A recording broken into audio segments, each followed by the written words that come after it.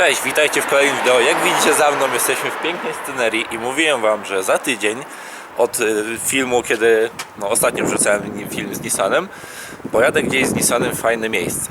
No to fajne miejsce, to niektórzy mogą się domyślać. Nissan. Nie patrzcie akurat na Forda, ale ta okolica. No jesteśmy z Nissanem w Monako, czyli takie moje małe marzenie spełnione. Nie przyjechałem tutaj całkowicie na kołach. Przyjechaliśmy lawetą nad jezioro Como, gdzie jedziemy zaraz na konkurs elegancji. A Nissanem przyjechaliśmy z Como tutaj już na kołach. No i teraz ruszamy z powrotem. Przyjechaliśmy tutaj wczoraj. Ponagrywałem wczoraj trochę samochodów. Zrobiliśmy przejazd rundą, znaczy przejazd całym kółkiem toru F1.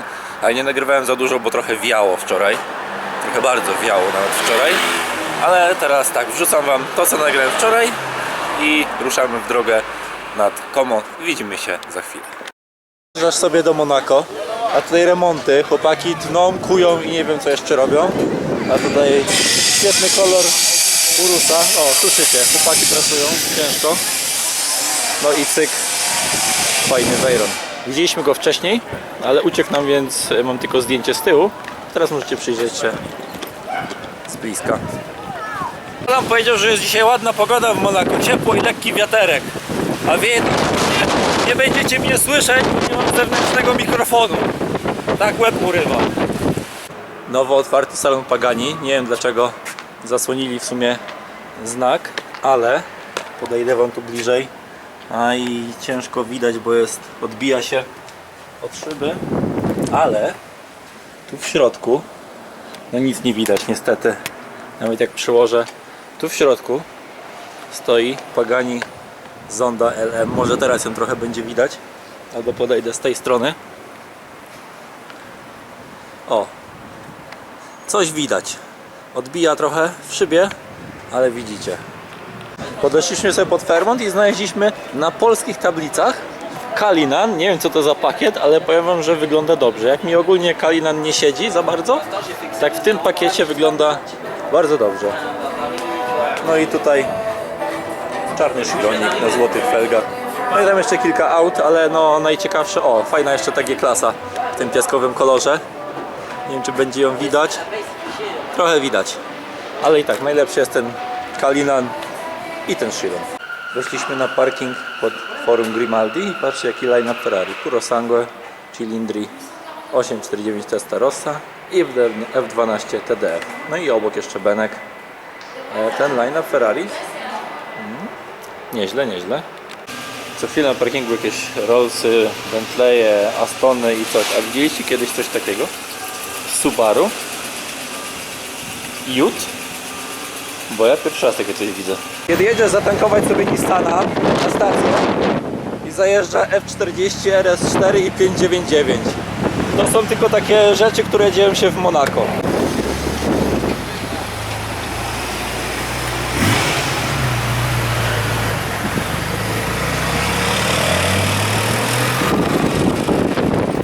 A później kiedy zatankujesz i obok jest serwis Ferrari i stoi FXXK, czyli La Ferrari FXXK, a tam chyba zwykłe La Ferrari przykryte.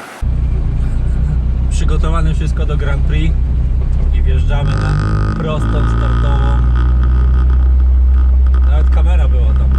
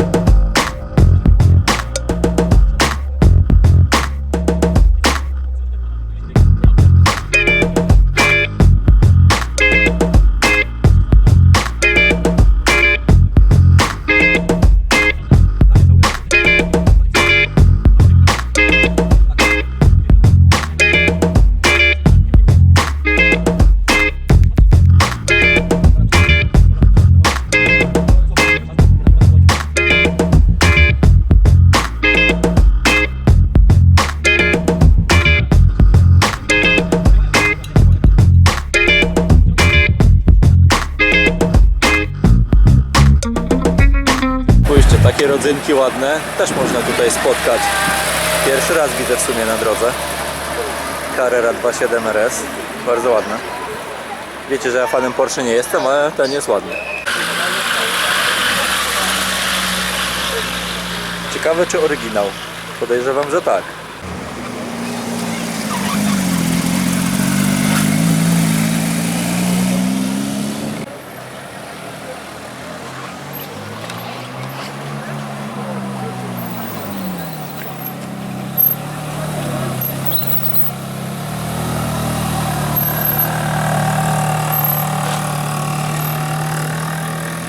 Dobrze, że mam dobrego zooma, to złapałem 300 SL-a.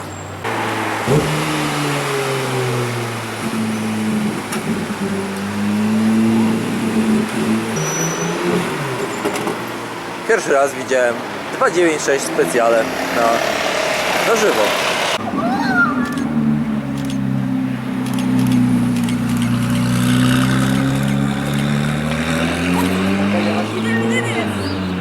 Tutaj mamy takie różne combo na tym zakręcie.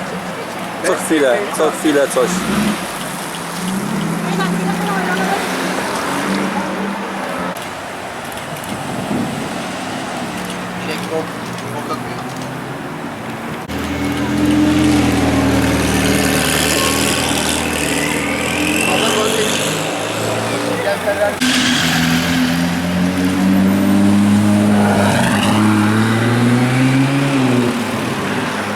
Przyszliśmy jeszcze zobaczyć pod Fairmont, gdzie ten Rolls-Royce Cullinan wcześniej.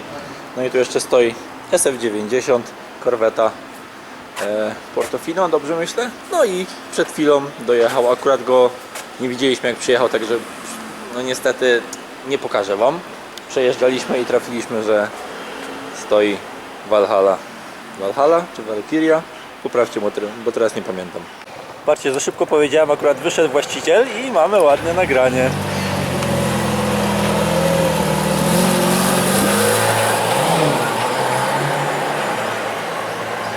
No i pojechał.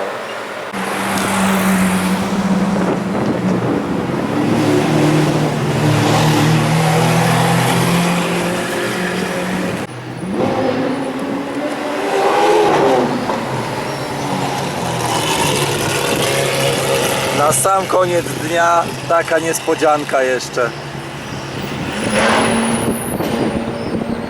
Słychać go z daleka. Korki, koreczki we Włoszech. Rajdówki przed nami. Dotarliśmy nad Como. Nie jest tak źle jak w Monako. Znaczy tak dobrze jak w Monako. Znaczy w Monako było ciepło, ale wiało. Tu nie wieje, ale pada. Ale ma przestać. Także miejmy nadzieję, że przestanie. Jutro ma być też ładna pogoda, także mam nadzieję, że te prognozy się sprawdzą. A tymczasem idziemy zobaczyć, czy znajdziemy coś. Muszę ominąć kałużę. Czy znajdziemy coś ciekawego po drodze. Już jak wjeżdżaliśmy, minęliśmy kilka fajnych aut. Także zobaczymy, co będzie dalej. Patrzcie, jakie perełki można spotkać na ulicach jeżdżące. Chwila, dostanie zielone, przejedzie. XJ220, no nieźle.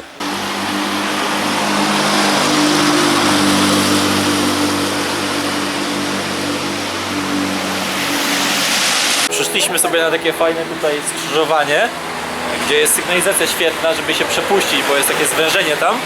No i tutaj często jeżdżą dobre furki, także jest dobra miejscówka. Pokażę wam kilka przejazdów. Właśnie akurat teraz stoi Ferrari 430, która nam tu hałasuje z daleka.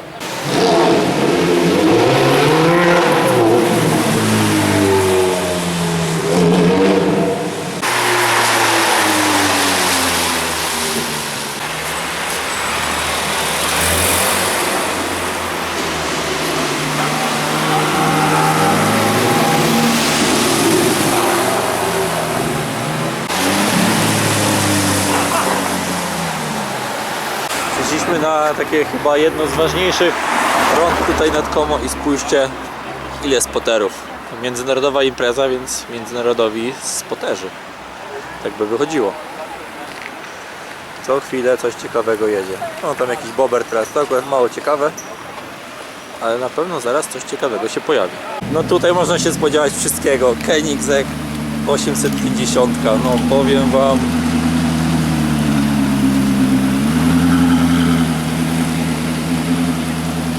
coś pięknego.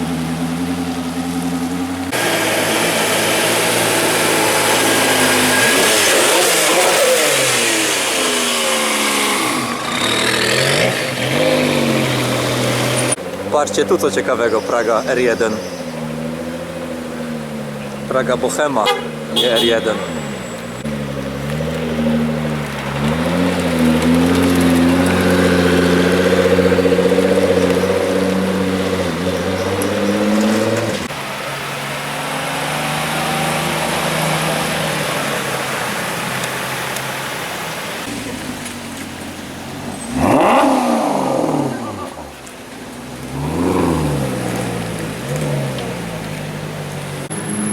Już słychać i będzie widać restomody Lamborghini Diablo. Przekozackie.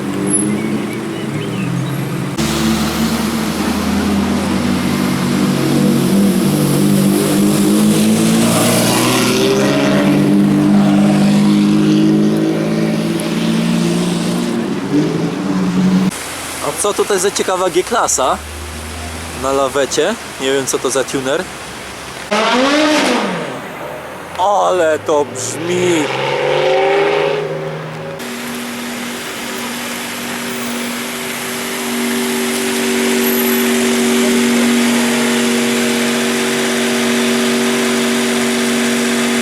Mówiłem, że tu można spotkać bardzo ciekawe różne rzeczy. Nie kłamałem.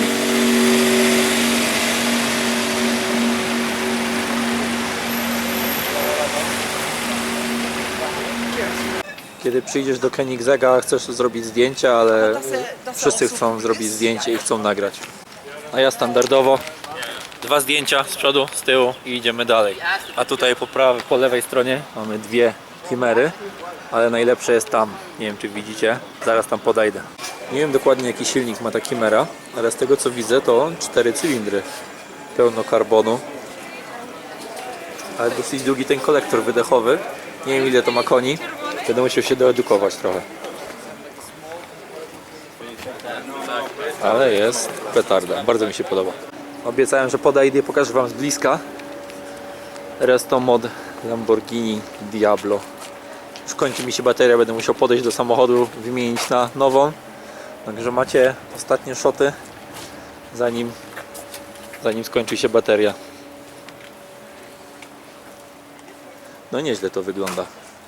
Tutaj taki ładny hotelik w górach i muszę wam się do czegoś przyznać. Wczoraj jak byliśmy na pizzy, to przytarłem tutaj zderzak, ale już zrobiłem na szybko zaprawkowym, żeby nie było widać. Oczywiście zawsze zaprawkowy mam za sobą w razie W. No i coś chodziło mi po Nissanie. Jakiś kod pewnie albo coś, ale mniejsza o to. Jedziemy dzisiaj do Villa Erba. Dzisiaj wchodzimy o 10, mamy jakoś 7:30 chyba, także jeszcze mamy chwilę czasu, ale musimy odwiedzić jeszcze stację benzynową. Myjni raczej nie, bo nie jest źle. Przednie felgi trochę przetarły, bo były trochę brudne od trasy z Monako nad Como. Także tak, wsiadamy do Nissana i ruszamy w trasę. 9:03, korki, koreczki, bo stwierdziliśmy, że pojedziemy sobie wzdłuż tam, gdzie jest Fuori Concorso i inne wystawy, zawrócimy i przejedziemy sobie z powrotem. Oczywiście liczba reakcji ludzi, kciuki w górę, uśmiechy i robienie zdjęć, nagrywanie filmików bardzo duża na starego Nissana, fajnie. Ale tak jak mówiłem, teraz jedziemy sobie w koreczku. No i jedziemy na parking i idziemy do wejścia na event, bo mamy bilety na dzisiaj, więc patrz ten widok. Ten widoczek na jezioro. Właśnie dotarliśmy pod Sheraton nad Como i mamy już 2 pierwsze spoty. Podejrzewam, że to jest replika, bo to z Polski.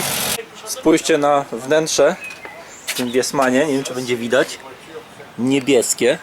Nieźle to wygląda, może teraz będzie... O, teraz widać trochę lepiej. Nieźle. A zaraz obok, oczywiście to jest parking dla gości. No, M5 nowa. Ale tutaj, kawałek dalej 911 i Scuderia. Które bierzecie? Wychodzi moje nieznajomość Porsche i ignorancja. To jest 912. Jest na klapie nawet. Jest dowód. Alfa GTA wygląda, jakby ktoś nie miał po prostu zderzaka w kolor i założył żółty, a tutaj zrobili przejście z żółtego na czerwony. No.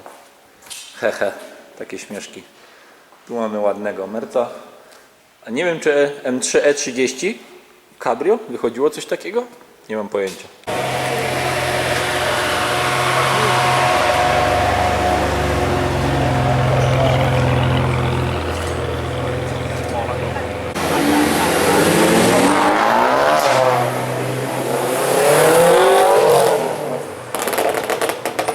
Właśnie weszliśmy do środka. Jesteśmy w jednej z hal. Patrzcie, tak ładnie można zobaczyć, jak samochód wygląda od podstaw, od gołej blachy. No, maszyna. Tutaj dalej BMW, nie, chyba 507 z tego co kojarzę.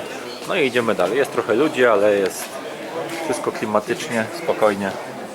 Nikt się nie pcha. No tu pamiętam, jak byliśmy 2 lata temu. Strefa merchu. Ale my idziemy w stronę tamtą. Tak jak mówiłem, przed chwilą byliśmy tam i wyszliśmy na dwór. Najpierw idziemy tu na ogródek, bo tam później na końcu w tej hali są wystawione auta, które są na licytację. Czyli najlepsze zostawiamy sobie na koniec. A na razie idziemy tutaj. To jest chyba, jak to się nazywa? Cars and Coffee, coś takiego. Spójrzcie tylko na ten klimacik tutaj. Tutaj większość BMW w sumie, no bo BMW jest tutaj współorganizatorem tego eventu. Ale ładny trawniczek przy willi, rozstawione samochody. Jest świetny klimat. Jak ktoś nie był jeszcze na konkursie elegancji tutaj, to polecam jak najbardziej. No i ogólnie tutaj spotkacie rzadkie samochody, bo ile razy widzieliście Carrera RS na żywo? Bo ja od wczoraj już widzę 4. Jedna stoi tu, druga stoi tam zielona, jeszcze jeździła czerwona, jak dobrze pamiętam, i żółta. Także jest to bardzo rzadki samochód. Ale nie na takim evencie, bo na takim evencie jest ich pełno. Oj, piękna lancia. Na tle tutaj tej willi. Genialnie. Myślałem, że to jakaś oryginał przerobiony, ale to jest jakaś replika chyba, albo jakiś restomod, nie wiem. Trochę z tym pokombinowali, ale powiem wam, że wygląda to dobrze. I spójrzcie na ten wydech z tyłu. 4 rurki takie. Nieźle to wykombinowali. Niektórzy mówią, że mają stary samochód, bo mają już 10 lat. Co wy wiecie o starym samochodzie? Bo ten samochód jest z 29 roku. Czyli ten samochód ma 100 lat. Wczoraj jak staliśmy sobie na rondzie i spotowaliśmy, to jechał ten R32 GTR i oczywiście nie nagrałem go, bo jak chciałem go nagrać, to przejeżdżała jakaś ciężarówka, nie, jakiś bus i mi zasłonił go. Więc nagrywam go dzisiaj. A obok R34 i to jest chyba ten z Szybkich i Wściekłych, albo jakaś replika. Dobra, ja widziałem R34, a nie widziałem najlepszego samochodu chyba, jaki tutaj jest, i zawsze chciałem go zobaczyć i w końcu go widzę na żywo. Lamborghini Sian. A tam chłopaki z tyłu grają i chłopaki robią bardzo dobrą robotę, bo w zeszłym 2 lata temu, przepraszam, jak byliśmy, też byli. Ale wracamy do Siana, no powiem wam, cudo. Dla niektórych pewnie nic specjalnego, ale zobaczyć to na żywo, no to powiem wam, że jest sztos. Patrzcie, ile ludzi przy Sianie.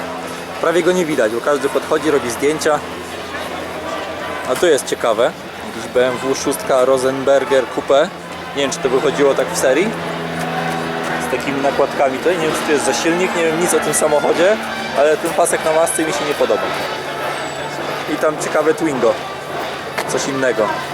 Spójrzcie tylko, jak tu jest pięknie.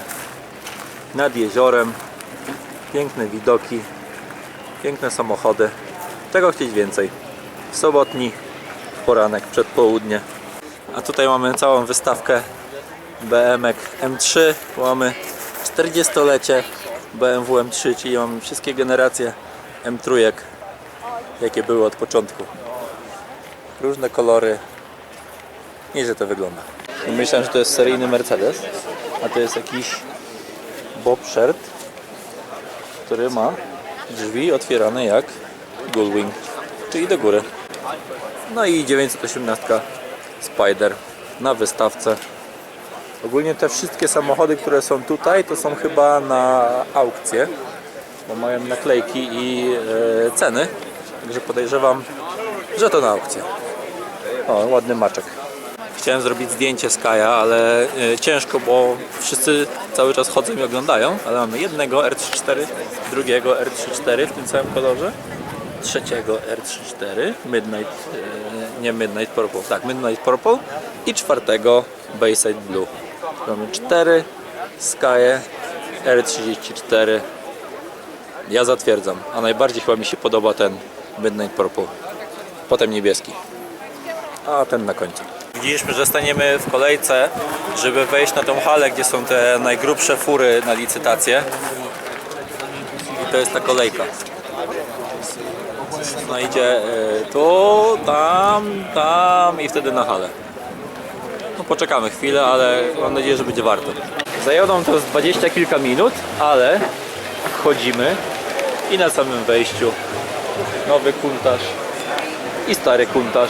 Takie małe porównanie. No i dwa Murcielago. To, przypominam, to wszystko jest na aukcję.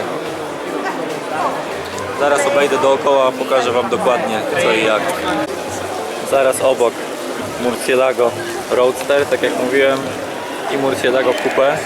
Najlepsze, że w tym Coupé jest 6-biegowy manual, czyli cena tego samochodu będzie kosmiczna. No a tutaj Egir standardowo. No teraz te Murcielago z manualem LP640, powiem Wam, że odleciały z ceną. A zaraz obok Murcielago mamy dwa Diablo. Można powiedzieć, że przedlift i polift, bo jeden jeszcze ma pop-upy, drugi już ma lampy normalne. Standardowo z 300 ZX, jak to mówią. No bo to są te same lampy, nie oszukujmy się. I tutaj na piedestale F40. Dobra, specjalnie podszedłem bliżej do Daytony SP3. Daytony widzieliśmy w Monako, oczywiście jej nie nagrałem, bo nie udało mi się, ale wyjeżdżała czarna matowa, tutaj mamy czerwoną. Wcześniej pokazywałem kilka Skyline'ów, dokładnie 4 R34 GTR, ale ten jest tutaj na hali, bo to jest CRS Nismo i szacowana cena, za jaką pójdzie, to jest 700 do 850 tysięcy euro za starego Nissana.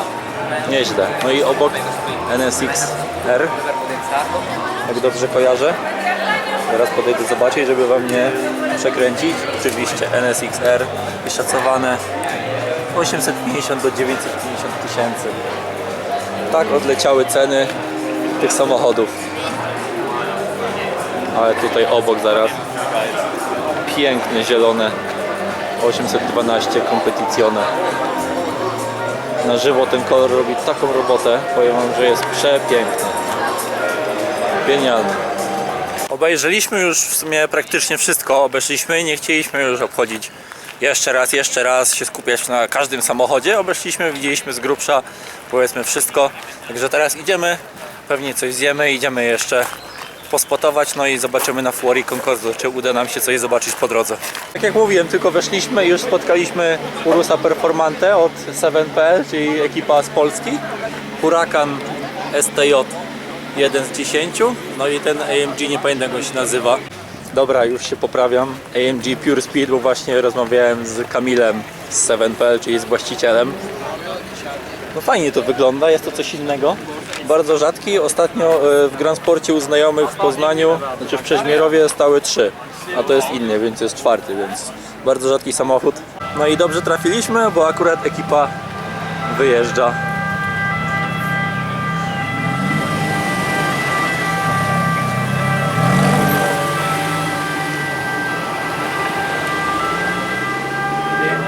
Patrzcie, co spotkaliśmy w drodze na Fuori. Spacerkiem patrzymy. 575 Super America. Jeśli nie 575, to mnie poprawcie, ale raczej 575 Super America. Tak mi się wydaje. No i tam Cayman GT4. A tam jeszcze stoi ładne 812. Ciemna zieleń. Kiedy przychodzisz na event Chimery, gdzie prezentują nową Chimerę K39 i K39 Evo, chyba tak się nazywa, które mają silnik z Koenigsegga. A tutaj obok stoi sobie Christian von Koenigsegg. Tak po prostu, no. A tam coś fajnego pewnie przejeżdża. A tam przejeżdża Eccentrica, czyli nowa odsłona Lamborghini Diablo. Powiem wam, że bardzo podobają mi się te Chimery. Zwykła i wersja Pikes Peak, czy jakoś tak. Przyszliśmy sobie przy okazji do jednej z willi i mamy Donkenworta, a tu mamy Gordon Murray, nie wiem czy T50 czy T33, te Gordon Murray Automotive, a tu kawałek dalej, muszę niestety przez płot nagrywać, mamy Audi Quattro, widać tam w oddali. Cześć, witajcie drugiego dnia. Jak widzicie, wczoraj była bardzo ładna pogoda, bo się trochę opaliłem, czyli standardowo na evencie. Jesteśmy na prostej, znaczy na uliczce, którą przejeżdżają samochody. Mamy 6:52 i czekamy, bo będą przejeżdżały z willi Teste, czyli stamtąd, do willi Erba, czyli tam. I jak przejeżdżaliśmy, żeby znaleźć miejsce, to w tej uliczce tam, którą widzicie, tam, już było pełno ludzi. Także czekamy na pierwsze przejazdy samochodów.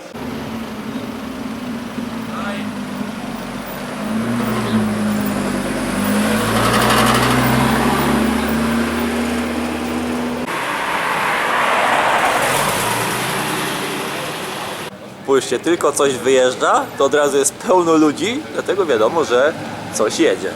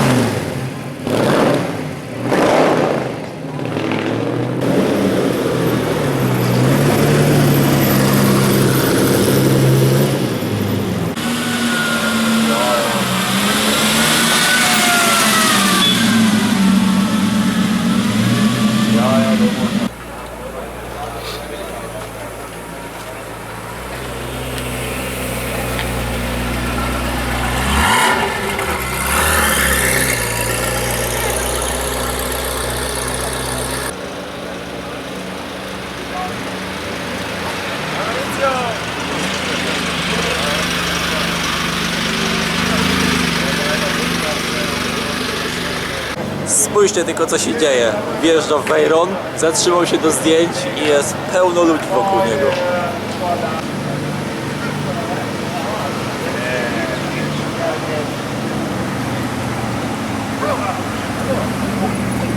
You're welcome. Thank you.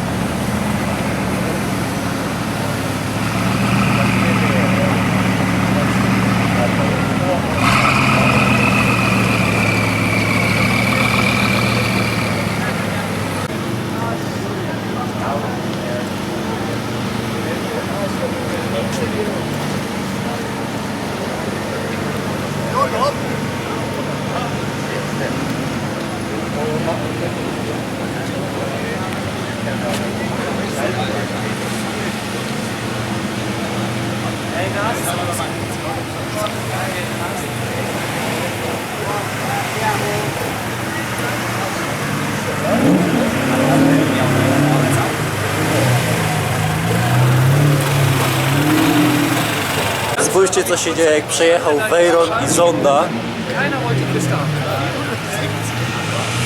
A tam widzę, że jeszcze jedzie Bugatti EB110, ale no Zonda i Veyron robią taki szał tutaj.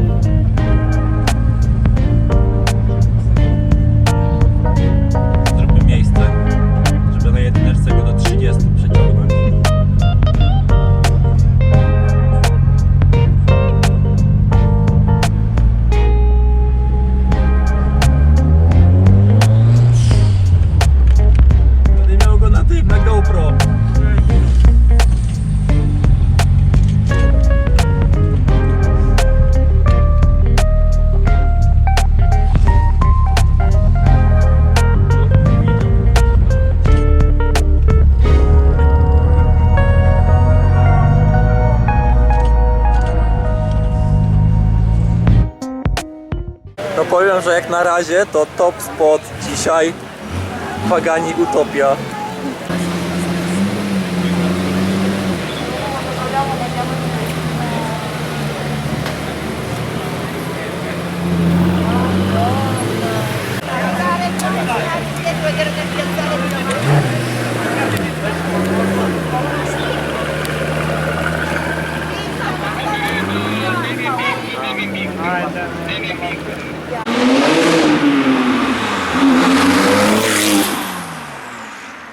Przyjechała Carrera GT i spójrzcie tylko, spoterzy ruszają do boju.